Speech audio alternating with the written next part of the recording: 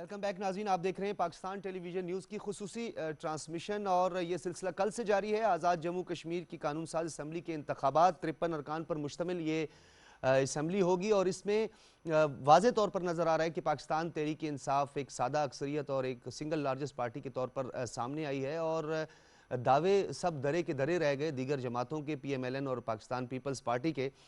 इन तमाम तर अमूर को और कई पहलुओं को हमने इस पर ज़ेर बहस लाए और इस पर बात भी की। इरशाद महमूद साहब, आप ये बताइएगा कि अब पाकिस्तान तहरीक इंसाफ को हुकूमत बनाने के लिए कितने अरकान की ज़रूरत होगी, क्योंकि 26 के करीब अब तक नशिस्तें वो हासिल कर चुके हैं और अब 5 ख़वातीन की और टेक्नोक्रेट्स जो हैं वो भी अभी बाकी हैं। तो ये फार्मूला क्या होगा?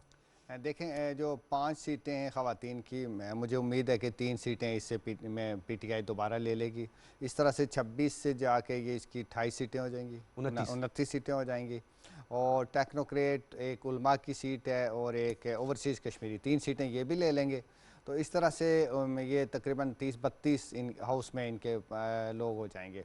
तो तहरीक इंसाफ जो है वो बिल्कुल बग़ैर किसी की मदद लिए आज़ाद कश्मीर में जो है इंडिपेंडेंट अपनी एक हुकूमत बना लेगी, जो एक बहुत बड़ी कामयाबी है। क्योंकि तहरीक इंसाफ ने डॉक्टर साहब आज़ाद कश्मीर में ये पहला इलेक्शन है सही तरह से 2016 में लड़ा था, लेकिन उस वक्त ना पार्टी को बने हुए आज़ाद कश्मीर में सही प्रॉपरली, जिसको इमरान खान ने इनोग्रेट किया था, बैरिस्टर सुल्तान महमूद साहब उसके सदर थे, वो कोई 6 महीने भी नहीं हुए थे।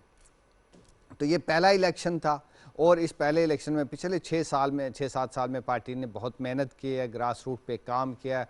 सैफुल्लाह नियाज़ी साहब हमारे चीफ ऑर्गेनाइज़र हैं, उन्होंने ख़ास तौर पे आज़ाद कश्मीर के ऊपर बहुत फोकस किया और वहाँ ना कोई 10,000 से जो ज़्यादा लोगों को जो है पार्टी का अहदेदार बनाया। नए लोग भी इसमें बहुत शामिल हुए। जैसे मैंने आपसे जिक्र किया कि जैसे जो हमारी 2 ख़वातीन सामने आएंगी, ये दोनों नई बंदियाँ हैं, नई बंदियां, सियासत में भी नई बंदियां। ठीक है। इस तरह बहुत सारे यूथ को भी घराना जो है वो किस तरह का घराना है? एक आम घराना है या आप ये समझते हैं कोई नहीं, लॉर्ड या कोई इस तरह का? एक थोड़ा बड़ा सुपर रिच किस्म के लोग हैं और दूसरे दरमियाना से मिडिल क्लास के लोग हैं। तो यूथ को भी टिकट्स दिए गए आज़ाद कश्मीर में और एक पब्लिक बहुत ज़्यादा मोबिलाइजेशन हुई। दूसरा, पहले जैसे मैं जिक्र कर रहा था कि इमरान खान जो हैं वो आज़ाद कश्मीर में बहुत पॉपुलर हैं। उसकी 2-3 वजूहत हैं। एक तो आज़ाद कश्मीर में कोई 10-12 लाख लोग जो है ना इंग्लैंड में, अमेरिका में और कनाडा में और इस तरह के मुल्कों में रहते हैं। और आपको पता है कि जो PTI की कोर ये एक बड़ी वजह भी है कि ओवरसीज की जमात भी कहलाती है पाकिस्तान तहरीक ये इंसाफ। तहरीक इंसाफ की जो कोर कॉन्स्टिट्यूंसी है ना पॉलिटिकल, वो ओवरसीज़ कश्मीरी है। मेरे जितने कज़न अमेरिका में हैं, इंग्लैंड में हैं, इधर हैं, दोस्त हैं, सब कहते थे आपने PTI को सपोर्ट करना है। उसकी वजह यह है कि ये लोग समझते हैं कि जैसे जो खान का विजन है वो आज़ाद कश्मीर में इस तरीके से आएगा, रूल ऑफ लॉ होगा, कानून की बालादस्ती होगी, लोग मेरिट होगा, इंसाफ होगा। तो इस तरह से इस तबके का भी बहुत बड़ा रोल है। दूसरी बात यह कि कश्मीर के ऊपर खान ने बहुत डट के काम किया है। हिंदुस्तान की जो ये जलगार थी, इसके सामने अगर कोई बंदा सीना सुपर होकर खड़ा हुआ है तो वो सिर्फ इमरान खान है। उसके अलावा इमरान खान आज़ाद कश्मीर के अंदर पिछले आप देखिए 2.5-3 साल से PTI की यहाँ पाकिस्तान में हुकूमत है, लेकिन इमरान खान ने आज़ाद कश्मीर की हुकूमत को डिस्टेबलाइज नहीं किया, उसके फंड्स नहीं रोके, उसका गला नहीं घूंटा, बल्कि उसको सपोर्ट किया, उसका सारा कुछ है। फिर आज़ाद कश्मीर के लोगों को हेल्थ कार्ड दिया, आपने सुना होगा, अक्रॉस द बोर्ड सब पार्टियों के लोगों को हेल्थ कार्ड, पूरा एहसास प्रोग्राम भी गया। फिर लाइन ऑफ कंट्रोल पे मैं आपको बताऊं डॉक्टर साहब, बड़े बुरे हालात थे, लोग रोज़ मारे जाते थे, बेशुमार लोग ज़ख्मी होते थे, इंफ्रास्ट्रक्चर नहीं था लोगों की हिफाजत के लिए। 3-3.5 अरब रुपया फेडरल गवर्नमेंट ने फ़ौज को और आज़ाद कश्मीर की गवर्नमेंट को दिया कि भाई वहाँ आप महफूज पनाहगाहें बनाएं लोगों को, ताकि किसी भी हंगामी हालत में वो उसमें पनाह ले सकें, उनके लिए एम्बुलेंसेज रखें, उनके रेस्क्यू का इंतज़ाम करें, उनकी तालीम का इंतज़ाम करें। फिर ये जो ग्रीन पाकिस्तान है, इसके फंड्स जितने थे वो आज़ाद कश्मीर की गवर्नमेंट को दिया। आज़ाद कश्मीर की जो फारूक हैदर साहब की हुकूमत की थी, वो ख़ुद तस्लीम करते हैं कि हमारे साथ कोई डिस्क्रिमिनेशन नहीं की गई। जो प्राइम मिनिस्टर एक मुखालिफ गवर्नमेंट की हुकूमत के साथ, मुखालिफ गवर्नमेंट की हुकूमत के साथ अगर कोई इम्तियाजी सलूक नहीं करता और उसे अदम इस्तेकाम का शिकार नहीं करता, तो लोग तवक्को करते हैं कि वो प्राइम मिनिस्टर जो है आज़ाद कश्मीर में जब उसकी अपनी हुकूमत होगी तो दिल खोल के फंड्स भी देगा। जैसे ताहिर खलील साहब पहले प्रोग्राम में फरमा रहे थे कि इमरान खान ने निजी मजालिस में इस तरह का जिक्र किया है कि मैं आज़ाद कश्मीर में टूरिज़म को प्रमोशन के लिए, इंफ्रास्ट्रक्चर की बेहतरी के लिए मैसिव फंड्स दूंगा। आपने देखा KP में उन्होंने नहीं सॉरी गिलगित बल्तिस्तान में उन्होंने 370 अरब दिया है, बलूचिस्तान के लिए मैसिव पैकेज दिया है, कराची के लिए एक बड़ा इकनॉमिक पैकेज दिया है। तो आज़ाद कश्मीर में अगर 500-600 बिलियन रुपए लग जाते हैं तो आज़ाद कश्मीर अच्छा, का इरशाद नक्शा ही महमूद बदल साहब, जाएगा। ये बताइएगा कि ख़ास तौर पर बाग की बात करें और रावला कोट की बात करें, इनके गिरदो नवा के जो एरियाज़ हैं वो काफ़ी बहुत मसाइल हैं वहाँ पर, रोड के हवाले से, जिस तरह मैंने रोड इंफ्रास्ट्रक्चर के हवाले से पहले भी बार बार इस चीज़ का मैंने जिक्र किया था।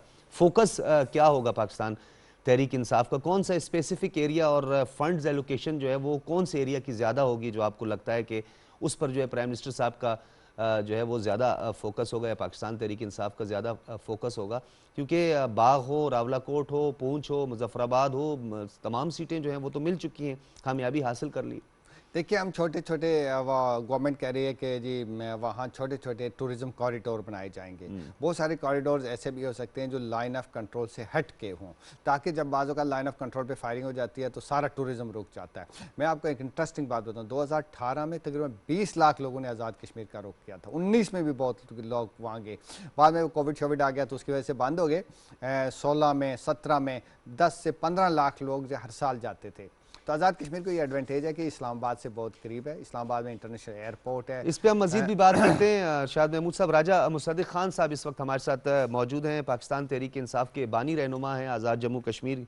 बहुत शुक्रिया राज साहब आपका।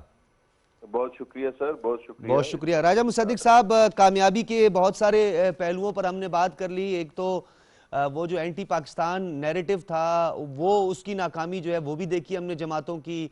पाकिस्तान तहरीक इंसाफ का जो मुकदमा जो कश्मीर के हवाले से, वो भी इसकी कामयाबी की एक बहुत बड़ी वजह बनी।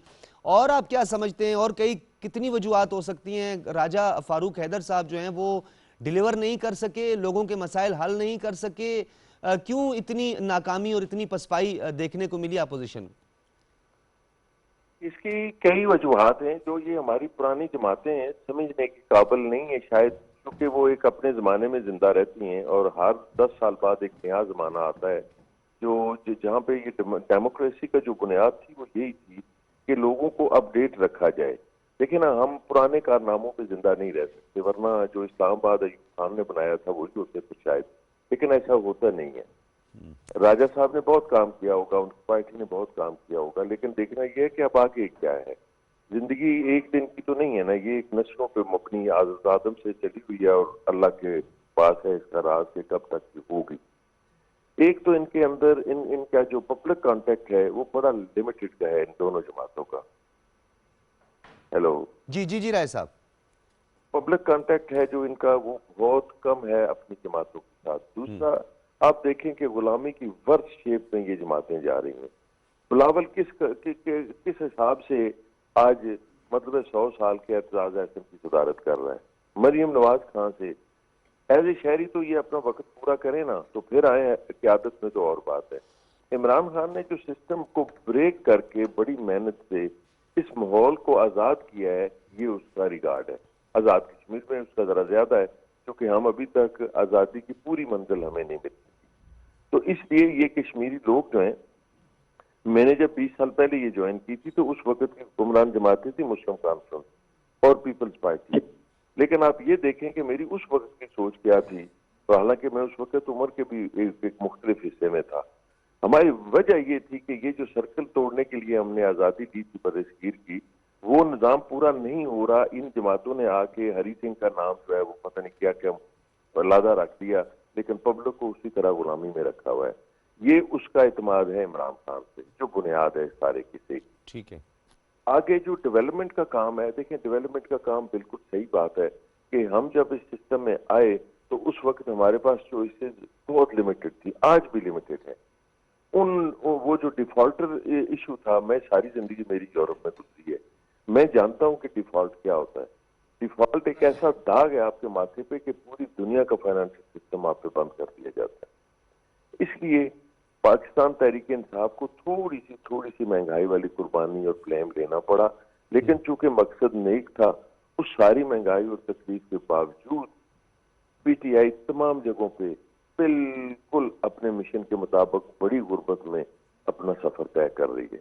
पर इंशाअल्लाह ताला हो सकता है हमें हजारों कमियां हों, हमें बहुत मतलब है कि ना तजर्बाकारी हो, लेकिन चूंकि नीयत दुरुस्त है इसलिए अल्लाह ताला हमारा बाजू पकड़े रखता है और अवाम का एतमाद। अच्छा और वो राजा साहब, मिलता अरसे है। दराज से आप आज़ाद जम्मू कश्मीर की सियासत को देख रहे हैं और हमेशा उतार चढ़ाव आता है, हालात बदलते हैं, वक्त बदल चुका है। आज़ाद जम्मू कश्मीर के लोगों के शऊर को आपने कहाँ पाया, किस तरह पाया?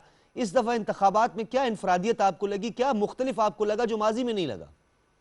ये राजा फारूक हैदर साहब को पता नहीं है, इनका कश्मीर का शऊर जो है ना वो बरसीर के शऊर से भी आगे है। इसलिए कि ये एक स्टेट की सूरत में 5000 साल से पहले इस इस इस इस इस खित्ते ने अलामा इकबाल पैदा किया, इस खित्ते ने खमीनी पैदा किया, इस खित्ते ने फैज अहमद फैज पैदा किया। ये राजा साहब बादशाह आदमी है, क्या कहूँ उनको मैं।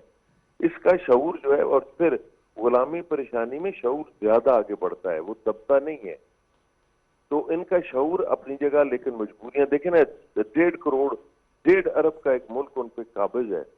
अब वो फिजिकली उसका मुकाबला कितने सालों से, 70 सालों से अपनी इम्यूनिटीज, अपने सारे हालात का मतलब मुकाबला करके वो रह रहे हैं। तो शऊर ही है तो है ना, वरना तो वो गुलामी कबूल कर लें तो सारी सहूलतें ले लें। तो ऐसा नहीं है, शऊर वाला कोई मसला नहीं है। राय साहब को गलतफहमी हो गई है, ये गुस्से में आ गए।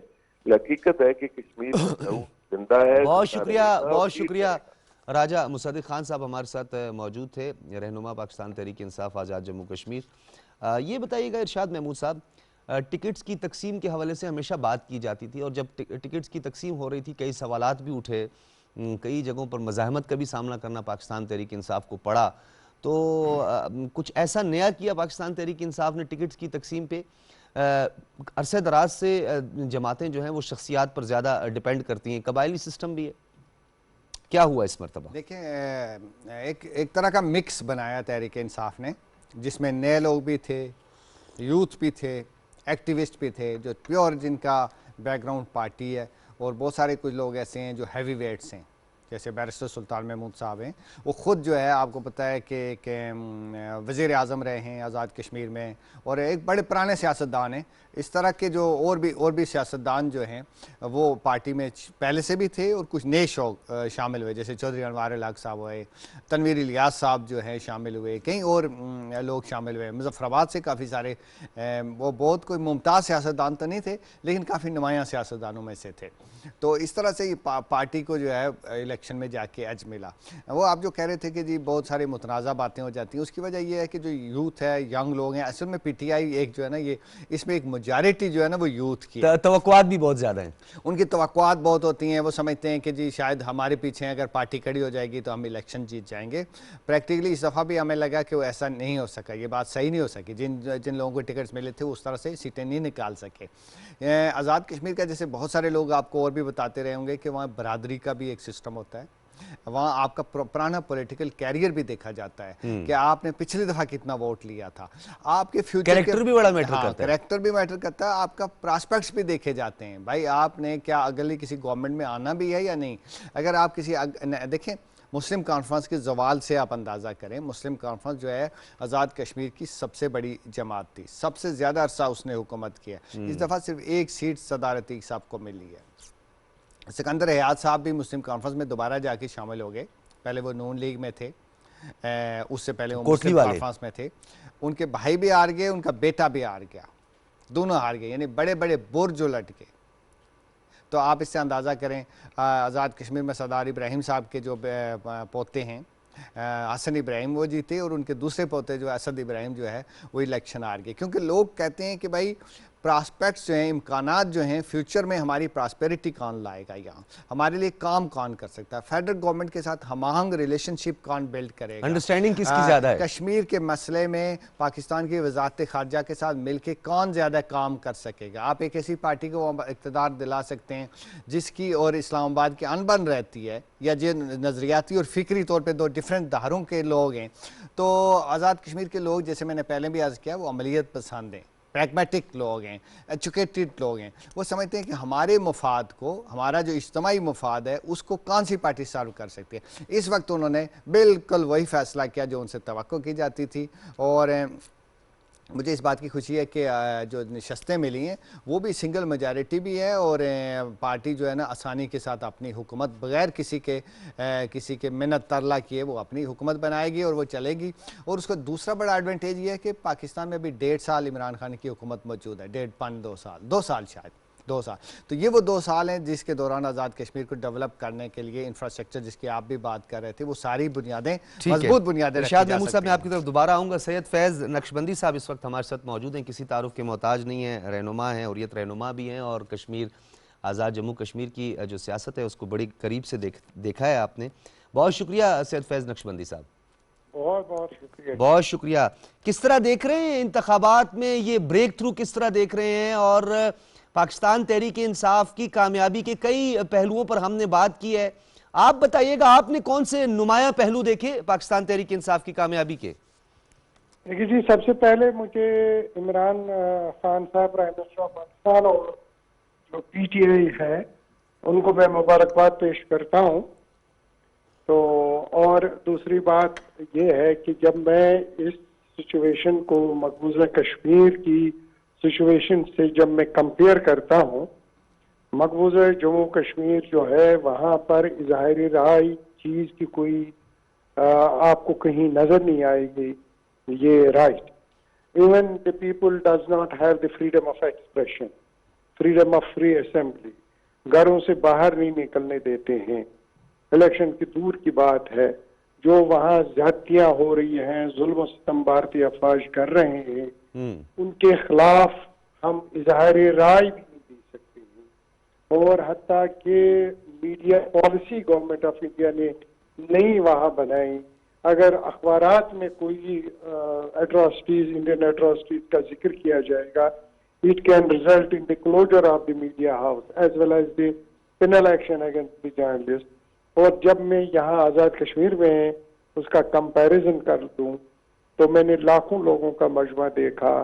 मैंने जो ये अपोजिशन पार्टीज हैं उनको मैंने सुना कि वो जो इस वक्त हुकूमत है फेडरेशन में, उनके खिलाफ बोलते हुए भी मैंने सुना। ये डेमोक्रेसी, यही है खूबसूरती डेमोक्रेसी की। और जितने भी अपोजिशन पार्टीज हैं उन्होंने बहुत ज्यादा खिलाफ भी बोला, लेकिन बोलते रहे, हर एक बात दूसरे जुलूस में भी बोलते रहे। तो मैं इससे खुश हूँ कि यहाँ पर इजहार राय है और इंडिपेंडेंस ऑफ ये है जुडिशरी भी है, जो election commission of Azad Kashmir है। इवन इतना मैं खुश हूँ कि इंडिपेंडेंस इतनी ज़्यादा है कि उन्होंने फेडरल मिनिस्टर को भी ये कहा कि आप आज़ाद कश्मीर छोड़ दें। ये एक दफ़ा एक पहलू ये है। दूसरा, उनका मैंने स्टेटमेंट सुन रहा था कि बहुत अच्छी तरीके से ये इलेक्शंस हुए, और जहाँ फ्री एंड फेयर इलेक्शंस हों, that strengthen the democratic values of the society and it definitely will work in development of the Azad Kashmir.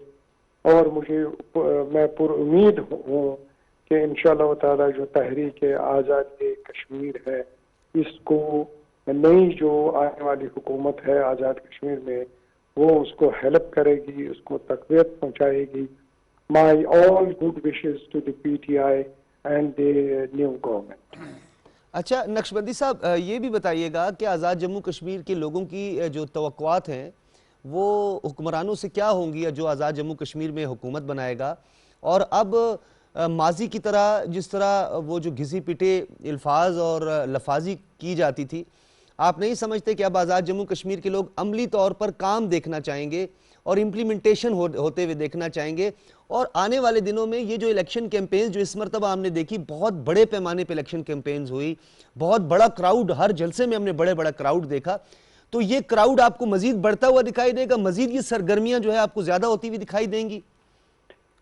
देखिए, मैं आपको ये बता दूं कि आज़ाद कश्मीर में डेवलपमेंट करने की अशद जरूरत है।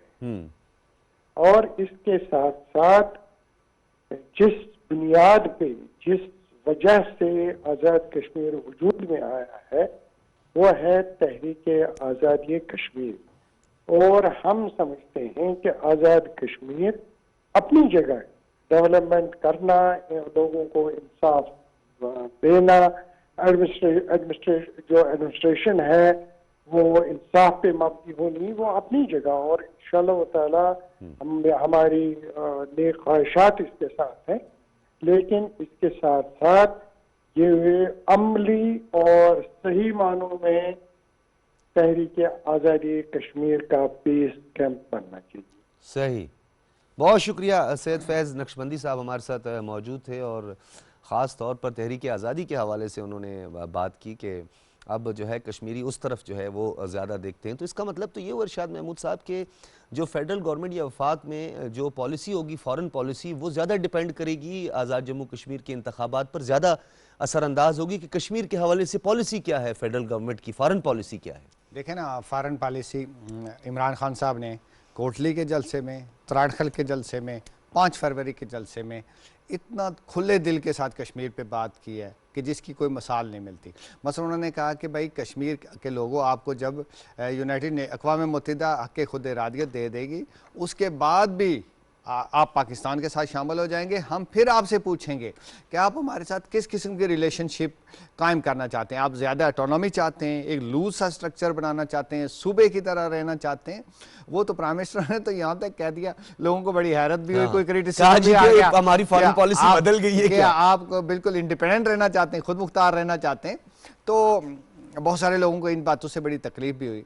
लेकिन प्राइम मिनिस्टर ने जो बातें की, मैंने इसके ऊपर हमेशा ये समझा कि उन्होंने असल में कश्मीरियों के ऊपर बेपनाह इत्मीनाद किया। उन्होंने कहा हम आपके साथ मोहब्बत करते हैं, आपका काज को लेके चलेंगे, आपके सारे राइट्स आपको दिलवाएं, हत्ता कि आप हमसे जुदा होने का भी फैसला करने का इख्तियार आपके साथ है। तो बहुत सारे लोगों को मैंने सुना आज़ाद कश्मीर में, वो कहते हैं कि भाई जब पाकिस्तान की हुकूमत हमारे साथ इतना अच्छा सलूक करेगी, इस तरह के तर्ज फ़िक्र का इज़हार करेगी, तो कौन उससे अलग होने के बारे में सोच सकता है या दूर होने के बारे में सोच सकता है। वैसे भी कश्मीरी और पाकिस्तानी तो एक ही लोग हैं, हम इसको कोई अलग नहीं समझते। लेकिन मैं फिर भी कहता हूँ कि इतना गैर मुतज़लज़ल इत्मीनाद, इसके नतीजे में श्रीनगर में बहुत अच्छा मैसेज किया। मेरी बहुत सारे लोगों से बात हुई, बहुत सारे लोगों ने मुझे मैसेजेस भी किए। वो कहते हैं कि भाई हमारे दरमियान जो डिवीजन थी, इंडिपेंडेंट कश्मीर के बारे में भी लोग बात करते हैं, आपको होता है पाकिस्तान के साथ एक्सेशन की भी बात करते हैं, बहुत सारी बातें करते हैं। लेकिन वो कहते हैं कि इसके नतीजे में वो सारी जो डिवीजन थी वो ब्रिज हो गई, वो ख़त्म हो गई। क्योंकि जब प्राइम मिनिस्टर आपको खुद आपके जितने ऑप्शन हैं वो अपने बड़े एक लार्जर ऑप्शन के अंदर उसको जो है समो देते हैं, तो फिर लोगों को ये ख्याल होता है कि भाई नहीं, हमें असल हमारा काज ये होना चाहिए कि हमें राइट ऑफ सेल्फ डिटर्मिनेशन की जद्दोजहद करनी चाहिए। ये जो हमारे दरमियान जो तकसीम है नजरियाती सियासी, ये कोई मानी नहीं रखती, इसको हम बाद में एड्रेस कर लेंगे। पहले मरले पे हमें तो राइट ऑफ सेल्फ डिटर्मिनेशन मिले, दुनिया इसको माने, हिंदुस्तान से इम्प्लीमेंट करवाए, यूनाइटेड नेशन आए, तो इन चीज़ों का बड़ा आज़ाद कश्मीर के भी ऊपर इम्पैक्ट हुआ, मकबूजा कश्मीर पे भी इम्पैक्ट हुआ। और वो वोटर जो इलेक्शन से ला ताल्लुक था, हमारे आज़ाद कश्मीर में कुछ ऐसे लोग भी हैं जो इलेक्शन के प्रोसेस में शामिल नहीं होते, शामिल नहीं होते, लेकिन इस पर तो टर्नआउट बहुत अच्छा रहा। उन्होंने भी ये समझा कि भाई ये इमरान खान की जो पार्टी है, इसको वोट देना ज़्यादा बेहतर है, बगैर के हम साइड पे हो जाएं। थोड़ा रियलिस्टिक अप्रोच के साथ भी हम बात करेंगे। माजी में भी अगर हम बात करें तो PMLN की जब गवर्नमेंट थी तो GB में भी उनकी हुकूमत थी, बलूचिस्तान में भी उनकी हुकूमत थी, आज़ाद जम्मू कश्मीर में भी उनकी हुकूमत थी, पंजाब में भी उनकी हुकूमत थी।